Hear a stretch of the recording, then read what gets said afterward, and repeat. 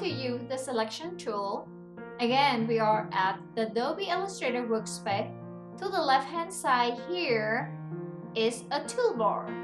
And right over here to the tippy top here is the selection tool. We also call it a black arrow tool. We use the selection tool to move the objects around in the Adobe Illustrator, as well as changing the size of the object.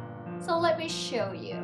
Again, come here, click on the selection tool, and then you click on the object.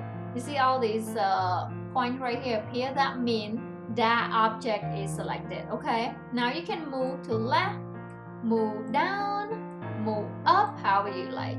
Then I also want to show you to use the selection tool to change the size. I'm gonna just drag right here and then shift it in, and I'm gonna turn it to like kind of square shape. Okay, and when you click your arrow away, now the object deselected. So that is how you use the selection tool in Adobe Illustrator CC 2019. If you think this video is useful, please click on the like and subscribe button below for more useful contents. Thanks for watching Designista. I'm Rose, and you can design anything.